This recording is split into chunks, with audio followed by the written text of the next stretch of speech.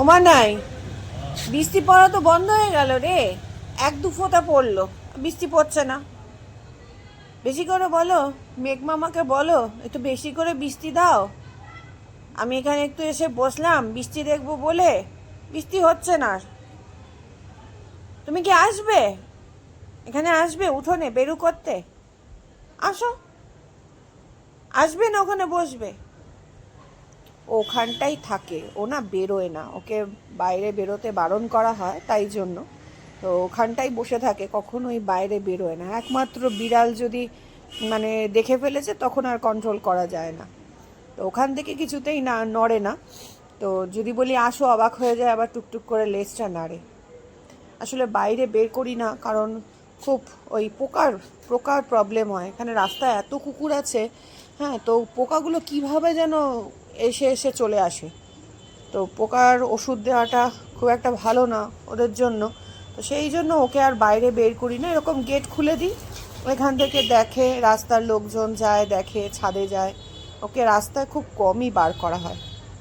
এই যে এখান থেকে দেখছে, একদম ডিরেক্ট গেট, এখান থেকে রাস্তা লোক যায়, ও দেখে। এখানে কেমন করে বসে আছে দেখুন। ও মামা, আসবে নাকি তুমি? বাইরে আসবে, বেলু করবে, বেলু করবে। টুকটুক করে লেজটা নাচছে, বুঝেছেন? আসো, চলে এসো। লেজু নাচছো, লেজু নাচছো। আবার উঠোনে নামলে পা ধুতে হবে। তুমি তো এখানে থেবলি করে বসে পড়বে, তখন কি হবে? আবার এক ফোঁটা দু ফোঁটা বৃষ্টি পড়ছে। সন্ধ্যায় আবার এক ফোঁটা দু ফোঁটা বৃষ্টি পড়ছে রে। এত গরম, বৃষ্টির ফোঁটা পড়েই মিলিয়ে যাচ্ছে উঠোনে। এত গরম পড়েছে, তাই না? খুব গরম, খুব গরম না মামা? খুব কষ্ট হচ্ছে বলো। একটু বৃষ্টি আয় তো, জোরে জোরে ঝমঝম করে একটু বৃষ্টিটা আয় তো। ও ও ও, না মামা আসে না। তুমি ওখানেই বসো, বেরোবে না। সিট হয়ে যাও মামা, ওখান থেকে বসে দেখো। সিট হও, সিট হও। হ্যাঁ, এই তো গুড গার্ল। কত কথা শোনে, কত কথা শোনো, তাই না? তুমি ভালো বলো, বলো মা আমি সব বুঝি, তোমার কথা সব বুঝি। সব বোঝে, ও সব বোঝে, সত্যি সত্যি। তোমার লক্ষ্মী মা, এত লক্ষ্মী মানে কুকুর সত্যি দেখা যায় না, সত্যি দেখা যায় না। ছোটবেলায় খুব দুষ্টু ছিল, আস্তে আস্তে আমাদের সঙ্গে থাকতে থাকতে ওকে, ওর সঙ্গে কথা বলতে বলতে এত কথাও বোঝে। ক্রমাগত ওর সঙ্গে কথা বলি, আমি প্রচুর কথা বলি, বগর বগর করেই যায়, প্রত্যেকটা কথাও বোঝে। দেখ মামা, বৃষ্টি পড়ছে, আবারও বৃষ্টি পড়ছে, ওই দেখ, দেখতে পাচ্ছেন ছিটছিট ছিটছিট করে বৃষ্টি পড়ছে। এত গরম আর পারা যাচ্ছে না।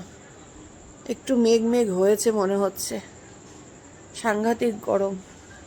আর আমার এখানে পদ্ম ফুল ফুটেছে দেখুন। আমি তো ব্লগ করছি না, অনেক দিন ধরেই ব্লগ দিচ্ছি না, একটুখানি প্রবলেমেই রয়েছি। বাড়িতে অনেক কিছু চলছে, একটু কাজকর্ম মিস্ত্রির এই সমস্ত নিয়েই ব্যস্ত রয়েছি এমনভাবে। আর ব্লগ করবো কি, মাঝে শরীরটাও খুব খারাপ করেছে।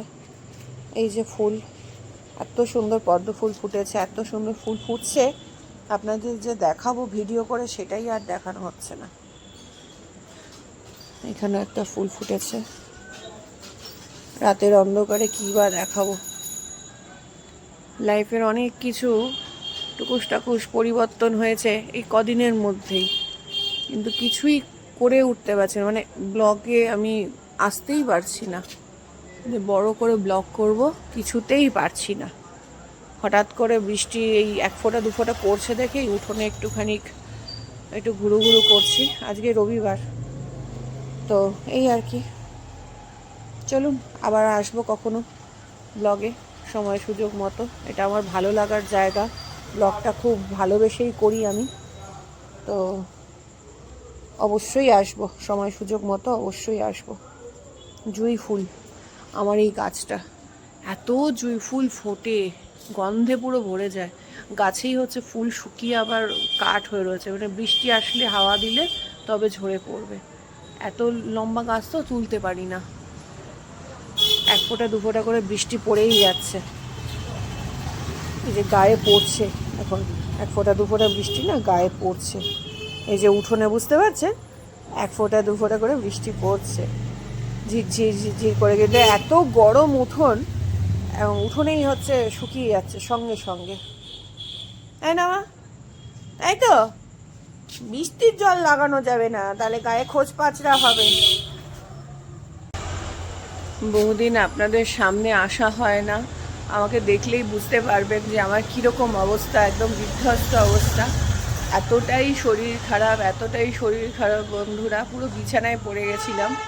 তো গরমে মানে খুব খারাপ অবস্থা, মানে 3 দিন বলতে পারেন বিছানা থেকে উঠতে পারিনি। এখনও শরীরের জোর নেই, একটু হাঁটাচলা করলে কাজকর্ম মানে করতে গেলে আমার কি বলবো, হাত পা থরথর করে কাঁপছে, বুঝলেন?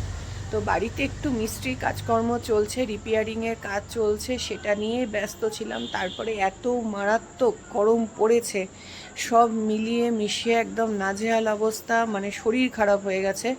শরীর খারাপের জন্য মানে সমস্ত কাজবাজ বন্ধ করে রাখতে হলো। টুকটাকি কাজ বাড়িতে থেকে মিস্ত্রিদের নিয়ে কাজ করা যে কতটা কঠিন মানে বোঝাই যায়, কিন্তু পুরো কাজ করব না, এমার্জেন্সি কিছু কাজ সেগুলোই করা হচ্ছে। কারণ ছেলের সামনে 12 পরীক্ষা, তো সেই জন্য পুরো বাড়ির মানে করতে গেলে ছেলের পড়াশোনা হ্যাম্পার হবে, যেটুকু না করলে নয় সেইটুকুই করছি। তো এর মধ্যে জন্য ভিডিওতে মানে কোনো ব্লগ করতে পারছি না, ভিডিওতে আসতে পারিনি। লাইফে কিছু টুকটাক চেঞ্জেস হয়েছে, পরিবর্তন হয়েছে, কিছু ভালো খবর এসছে যেগুলো আপনাদের সঙ্গে শেয়ার করা হয়নি, একটু সময়ের অপেক্ষা।